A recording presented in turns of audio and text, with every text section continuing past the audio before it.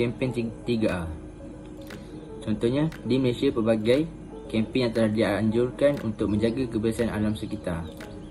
Sebagai contoh, pelbagai kempen yang telah dianjurkan iaitu antaranya kempen Go Green dan kempen Sayangi Bumi. Jadi daripada kempen itu yang telah dianjurkan untuk memberi kesedaran kepada rakyat supaya dapat bertindak dengan lebih bijak. Dan banyak kelebihan sekiranya kempen dapat dijalankan pada setiap tahun ataupun setiap bulan supaya rakyat Malaysia lebih prihatin dan lebih bertanggungjawab terhadap alam sekitar. Jadi alam sekitar ni untuk tanggungjawab kita bersama. Langkah pertama dalam 3R ialah reduce. Reduce dalam bahasa Melayu ialah kurangkan. Ini merujukkan kepada pengurangan kuantiti sisa dengan mengurangkan penggunaan sesebuah jenis bahan ataupun produk. Ini bermakna kita perlu memberi perhatian kepada barang-barang yang dibeli, dihasilkan dan dibuangkan. Antara langkah untuk reduce atau kurangkan ialah hanya beli barang yang diperlukan sahaja. Janganlah kita beli barangan yang jarang digunakan. Ini dapat mengelakkan daripada berlakunya pembaziran. Contohnya barang yang kita tidak perlu tu, contohnya macam kita beli barang tu secara terburu-buru. Sebenarnya kita tak perlukan pun barang tu, tapi kita nak sebab mungkin sale ke apa ke. Dan kalau kita dapat elakkan daripada beli barang yang tidak diperlukan, kita juga boleh elak daripada pembaziran duit dan juga pembaziran duit dan pembaziran barang buangan. Okey, selain daripada itu, kita juga boleh beli barangan yang kurang pembungkusan. Pembungkusan yang kurang akan mengurangkan sampah yang dibuang. Lebih elok kalau kita boleh sokong bungkusan kertas. Dan ada juga terdapat satu cara, kalau contohnya kita pergi makan, kita bungkus makanan di kedai atau gerai di luar, kita juga boleh bawa bekal makanan kita sendiri untuk kurangkan penggunaan kertas ke plastik, polystyrene. Okay, dan akhir sekali kita juga boleh jual atau derma barangan yang kita tidak gunakan lagi. Janganlah simpan atau buang atau bakar barang yang tidak digunakan itu. Terutamanya yang dalam keadaan baik, kita boleh bagi kat orang. Sambil tu kita juga boleh lakukan sedekah. Reuse. Apa itu reuse? Reuse ataupun kita gunakan semula adalah kita menggunakan barang-barangan ataupun benda-benda yang kita dah tak gunakan lagi untuk tujuan yang lain, ataupun barangan yang kita dah dalam pertimbangan pun untuk buang, so kita cari tujuan lain untuk barangan-barangan tersebut. So, contoh penggunaan reuse ni seperti baju-baju yang lama, yang baju yang kita dah tak guna lagi, kita boleh sama ada kalau baju tu masih dalam keadaan yang elok dan boleh dipakai lagi, kita boleh derma ataupun menjualnya dari segi garage sale. Itu adalah reuse. Tapi kalau kita menggunakan dia untuk tujuan yang lain, kita modify ataupun kita ubah kain yang kita dah tak pakai tu, kita jadikan kain lap ke, kain buruh. So, kenapa kita kena reuse? So, salah satu sebab untuk kita reuse ni adalah bila pilihan lain seperti kita semula ataupun kita reduce tu tak boleh diguna pakai atas sebab-sebab yang tertentu. So, cara kita untuk kita mengurangkan production of waste tu adalah reuse balik barang-barang yang kita dah tak guna. Kita cari tujuan lain untuk barang-barangan lama tu. So, Assalamualaikum dan salam sejahtera. Nama saya Aina Suhab binti Zulkifli. Jadi terdapat beberapa cara untuk penggunaan semula. Yang pertamanya, kita boleh mula daripada bahan-bahan yang ada di rumah, iaitu seperti botol, surat khabar dan juga beg plastik. Jadi yang pertamanya, untuk botol, cara untuk kita menggunakan botol itu semula adalah dengan pertama, menggunakan botol itu untuk penanaman bunga. Jadi botol yang bersaiz 2 liter akan dipotong 2/3 teratas dan meninggalkan bahagian ketiga botol itu dan basuh ke semua botol yang telah dipotong itu, dan kita boleh menanam pokok bunga di dalamnya.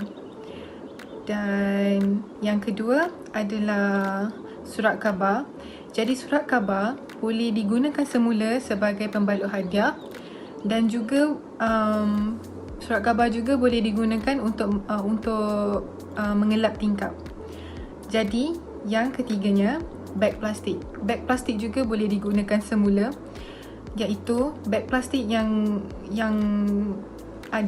sedia ada, kita boleh simpan dan juga menggunakannya semula ketika membeli belah, ketika ingin meletakkan sesuatu. Jadi beg plastik yang sedia ada perlu disimpan dengan rapi supaya ianya boleh digunakan semula. Dan terdapat beberapa kelebihan jika kita mengamalkan sikap penggunaan semula ini.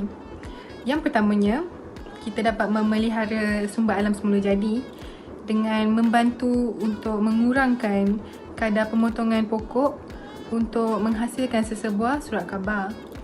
Dan yang keduanya, ianya dapat memupuk sifat cintakan alam sekitar dalam diri kita kerana kita berdisiplin dalam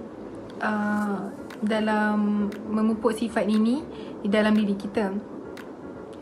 Hal ini kita dapat lihat daripada kita dapat mengurangkan pencemaran alam sekitar dan kita tidak akan membuang sampah sesuka hati. Hal ini dapat menjaga kebersihan alam sekitar dan seterusnya dapat menanamkan sifat cinta akan alam sekitar dalam diri kita. Dan yang terakhir, kita dapat memupuk sifat berjimat cermat kerana sikap penggunaan semula ini dapat mengurangkan banyak kos. Dan seperti yang kita dapat lihat, sebagai contoh, penggunaan semula botol sebagai alat penanam pokok, kita tidak perlu membeli pasu yang lain kerana kita menggunakan semula bahan yang sedia ada. Recycle atau kita semula ialah proses bahan buangan untuk menghasilkan barangan baharu supaya boleh digunakan lagi. Kita semula dapat mengurangkan bahan buangan, mengurangkan penggunaan bahan mentah baharu, membangun penggunaan tenaga, mengurangkan pencemaran udara dari pembakaran dan pencemaran air dari pelupusan dan mengurangkan pengeluaran gas rumah hijau. Cara-cara untuk kita semula ialah, pertama, kita semula di rumah. Sentiasa melihat akan barang yang boleh dikita semula. Asingkan bahan-bahan mengikut jenis. Gunakanlah tong-tong kita semula yang terdapat untuk membuang bahan-bahan yang boleh dikita semula. Nombor 2, kita semula di laman anda. Mengita semula barangan kebun dan menanam pokok boleh memperbaiki alam laman anda. Mengkompos iaitu proses perebutan bahan-bahan boleh reput dapat digunakan semula sebagai baja di laman. Ia adalah cara terbaik untuk mengurangkan sisa dapur. Nombor 3, mengita semula di sesebuah komuniti. Pusat kita semula memberi ruang dan kemudahan kepada sesuatu komuniti untuk menghantar bahan-bahan pengitaran semula. Antara bahan-bahan yang boleh dikita semula ialah surat khabar, kertas, kaca, aluminium dan juga barangan elektronik. Kita semula merupakan salah satu cara terbaik untuk kita bagi mendapatkan kesan yang positif kepada dunia yang sedang didiami ini. Kita semula adalah penting bagi kita dan alam semula jadi. Kita perlu bertindak dengan pantas kerana jumlah bahan buangan atau sisa yang dibuang oleh kita sendiri semakin meningkat dari semasa ke semasa. Penerapan 3R iaitu reduce pengurangan, reuse penggunaan semula dan recycle kita semula memberikan kebaikan kepada kita dan juga alam semula jadi. Kita perlu bertindak dengan pantas kerana jumlah bahan buangan atau sisa yang dibuang oleh kita sendiri semakin meningkat dari semasa ke semasa. Kita semula adalah amat penting kerana sisa buangan memberikan kesan negatif yang amat besar kepada alam sekitar semula jadi. Kepentingan terhadap alam sekitar. Kita semula dapat membantu mengurangkan pencemaran yang disebabkan oleh sisa pekerjaan. Kita semula dapat mengurangkan keperluan terhadap bahan mentah, oleh itu, sumber asli seperti kayu balak dapat disimpan dan dikekalkan. Kita semula juga hanya memerlukan sedikit tenaga di laman secara tidak langsung dapat membantu dalam mengekalkan pemeliharaan dan pemeliharaan alam semula jadi. Kita semula sangat penting kepada bandar di seluruh dunia dan manusia yang hidup di dalamnya. Kepentingan terhadap manusia. Ia meningkatkan jangka hayat tapak pelupusan, mengurangkan belanjawan kewangan dan dapat memelihara sumber alam semula jadi untuk generasi akan datang. Kita semula mengurangkan penggunaan bahan mentah dan menggunakan sedikit tenaga berbanding pemprosesan bahan dari sumber asli. Oleh itu, alam semula jadi dapat dipelihara untuk generasi akan datang. Saya akan membuat kesimpulan mengenai tajuk 3R yang telah diterangkan oleh kawan saya sebelum ini. Okey. Kesimpulan yang saya akan buat iaitu kita sebagai pengguna, kita perlulah menjaga persekitaran kita supaya bersih dan elak daripada berlakunya banjir kilat yang membuatkan saluran air tersumbat disebabkan oleh plastik beg yang tidak mudah terhapus atau tidak mudah luput. Jadi kita sebagai pengguna perlulah memilih plastik beg seperti Go Green ini yang mudah, tidak makan masa lama untuk luput. Itu adalah salah satu contoh gambar yang saya bagi yang boleh mengakibatkan sungai kita tercemar disebabkan oleh pembuangan sampah merata-rata. Jadi, sekiranya anda seorang yang bijak, anda tidak akan membuang sampah di merata-rata tempat. Anda akan buang di tempat yang telah ditetapkan dan tong-tong sampah yang telah disediakan oleh pihak kerajaan. So, itu sahaja dari saya. Sekian, terima kasih.